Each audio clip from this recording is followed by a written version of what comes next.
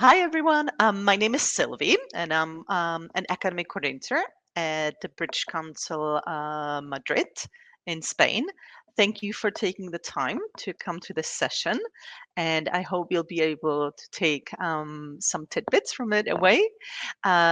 So let's get started. So as you can see, this session is called Skill Up for Success, and we're going to talk about integrated 21st century skills for teens. Um, we're going to start from the very basics. We're going to look at a list of 21st century skills. Then we're going to dive into some theory. And then we are going to look at findings from my research that I carried out in Madrid with some of our students. Okay. In the live part of the session, we're going to look at some practical implications of what all this means in our classrooms and how we can use these practical activities to make a difference for our students. So this is all about having our students in mind and making sure that we are preparing them. Not only are we teaching them English, but we're also preparing them for the skills that they need at university and in their workplace. Okay, so as I said, let's get started with the basics. So it was actually extremely difficult for me to find a list of 21st century skills. Also, sometimes 21st century skills are called life skills, life skills, soft skills. They've got kind of different names, but they are mainly the same thing. Um, and I asked AI to come up with a list of 21st century skills for me. So this is following. We're going to have a list that it gave me, but it gave me an introductory paragraph. So I'm going to ask you to read through it, and can you think of what the two missing words are?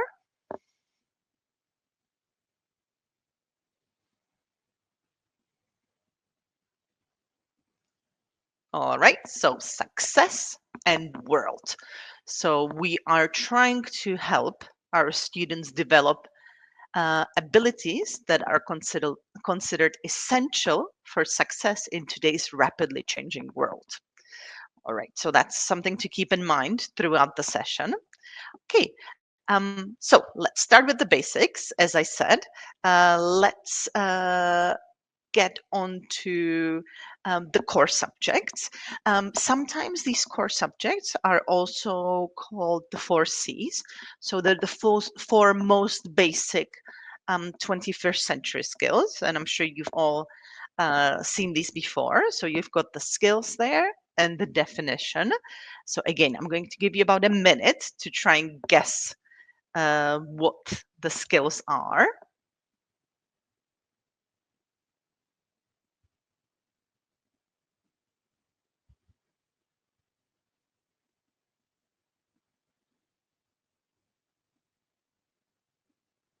Okay, I'm sure most of you have got them. So let's have a look.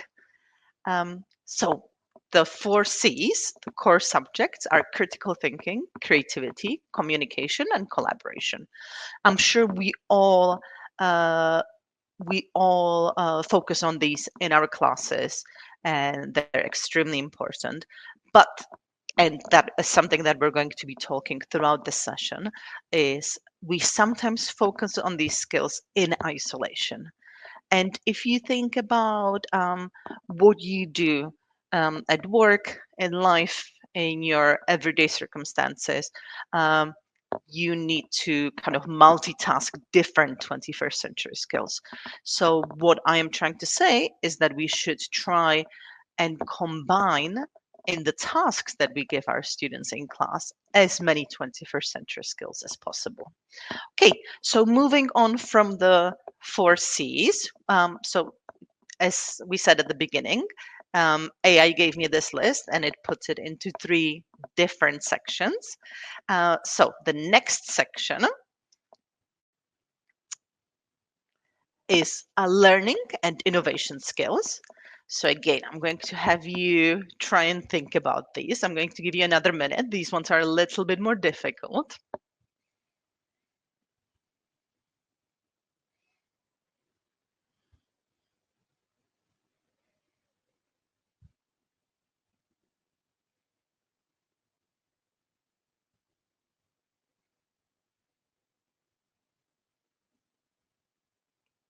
Okay. All right. Let's see if you got these. So we have problem solving again, and then another extremely important 21st century skill, information literacy, media literacy, and technology literacy. Okay. And again, we'll be coming to this. Another kind of leitmotif of this talk is that a lot of these 21st century skills are kind of different, actually very difficult to split and to kind of identify on their own. So they often overlap. Okay. So the idea is not to kind of know, oh, this is only media literacy skill or this is only information literacy skill.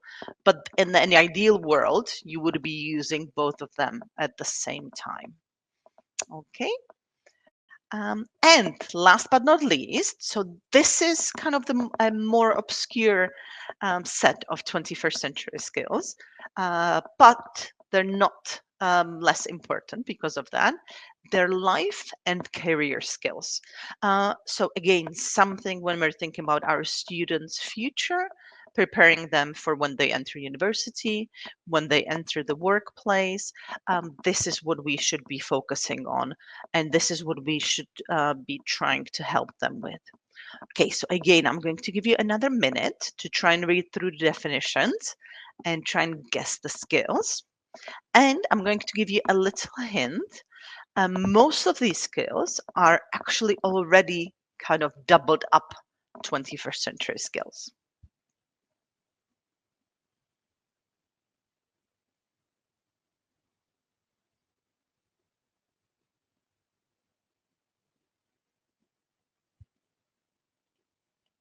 Okay, I'm sure most of you have got most of them. So let's have a look. All right, so we've got flexibility and adaptability, initiative and self direction. So in today's world, it's not enough to just be flexible, but you have to be flexible and adaptable at the same time. So initiative and self-direction, social and cross-cultural skills.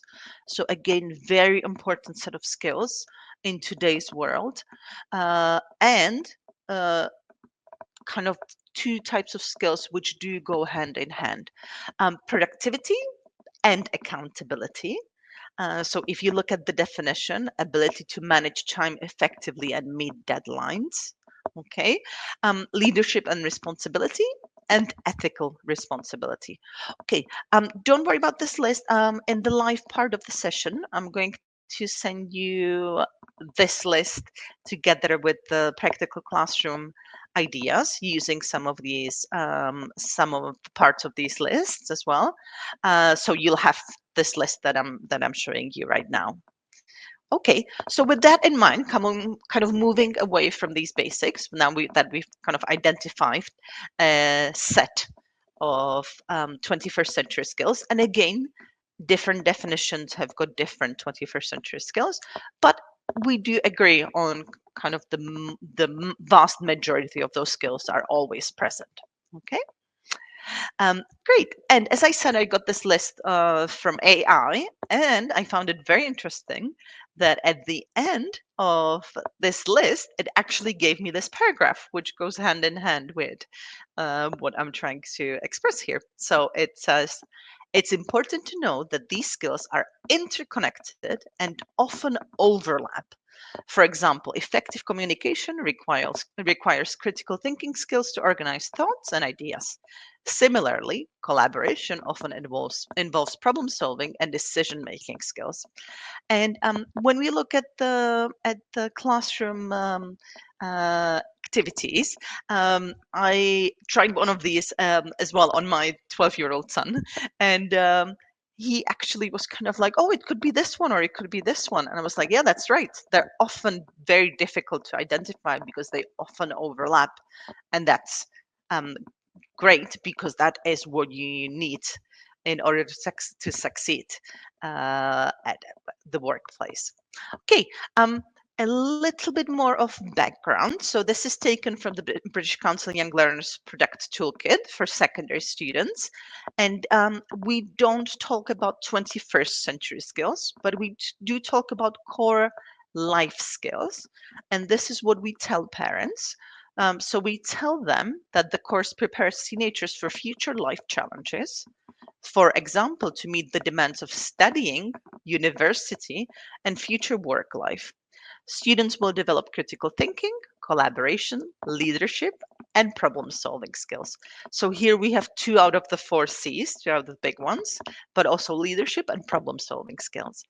And again, so what we're trying to say is we're not only teaching your children English, but we're also developing them as and preparing them for future life challenges. Okay, um, I'm going to show you one more thing from the British Council Young Learner Product Toolkit.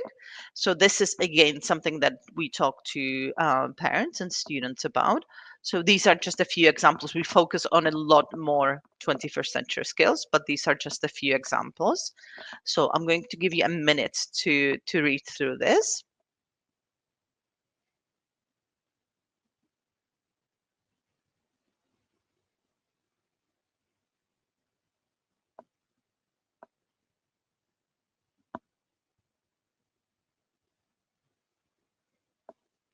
Okay, so what I'm trying to say that this is an area that's very present in our classes, and it's something that should be very present because we're trying to help our students succeed um, in their future. Okay, so a bit more theory here. We're going to look at the risky mindset of teenagers and how we can motivate them more in class. So as most of you know, the prefrontal cortex of the brain doesn't fully develop until mid or early 20s. So the teenagers that we're teaching, their prefrontal cortex is still very much developing, and the prefrontal cortex is in charge of self-control. So that's why teenagers are so impulsive, and they sometimes don't make the best decisions. Um, because that part of the brain isn't fully developed. Uh, but this is something that we can use to our advantage. So this is from an article by Bradley Bush, and he says that teachers could tap into the teenagers' risky mindset to help them do better at school. Taking risks and choosing difficult tasks is one of the benefits associated with having a growth mindset. So we're talking about the fact that teenagers are very likely to take risks um, because of their brain development and are likely to choose difficult tasks. So that's something that we should be focusing on. Not too challenging, something that they kind of feel successful, but definitely challenging enough. Okay. And as mentioned in the previous quote, this is associated with growth mindset. And a growth mindset is looking for a more stimulating and rewarding learning experience. So, again, a little bit more theory. This is, I'm sure most of you know this, Carol Dweck's growth mindset. So, this is a summary. Um, and you can, so this is the difference between fixed mindset, which I like to call kind of old school kind of way of thinking about intelligence and abilities, and Carol Dweck's growth mindset. So in fixed mindset, uh, people believe that intelligence and abilities are static, whereas with the growth mindset, uh, which is what most of us or everyone here believes, that is that intelligence and abilities can be developed. Um, in the fixed mindset, challenges are avoided, and with the growth mindset, they're embraced. Um, when it comes to obstacle, kind of the old school thinking is to give up easily, whereas with the growth mindset, because we see obstacles and challenges as a learning opportunity, we try and persist. Fixed mindset, effort is seen as completely useless, whereas in a growth mindset, through effort, you can find a way to master a subject. And when it comes to criticism, in fixed mindset, criticism is often ignored or rejected. But with growth mindset, because you can learn from your mistakes, it is welcome as long as it's constructive. Um, when it comes to mistakes, fixed mindset, failure is defining, whereas with growth mindset, it is seen as an opportunity to learn. So especially in our context of learning languages, we always say that you have to make mistakes in order to learn, and that's where the growth mindset comes from. But it's not necessarily just the language part. Okay. Um, so I'm going to give you 30 seconds to read through this quote from the amazing Teen Brain.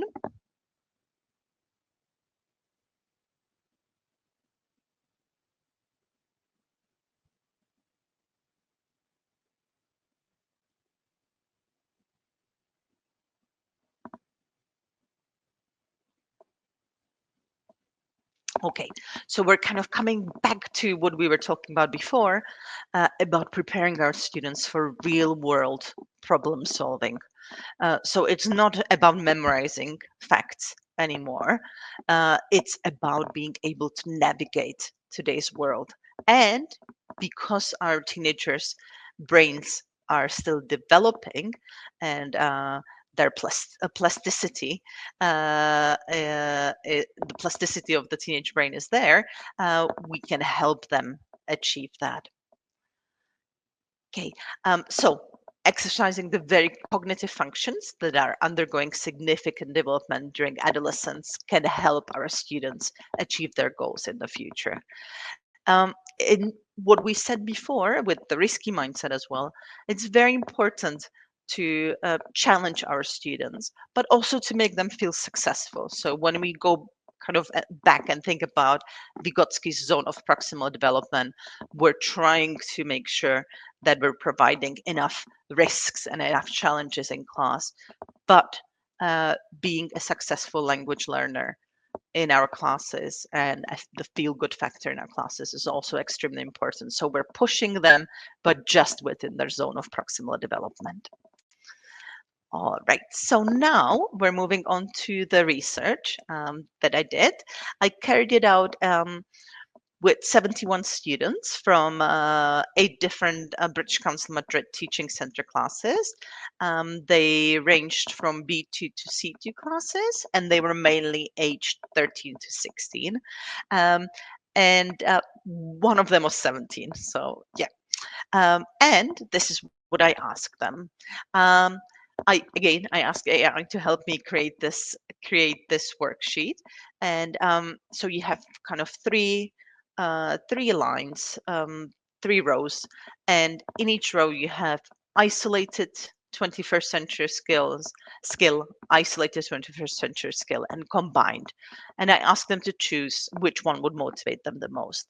So um, it wasn't kind of black and white. Also, maybe the topic of the different activities might have been more interesting for them. But I was hoping that they would choose the combined 21st century skills. So let's see. Again, I'm going to give you this with the handout in the live part of the session.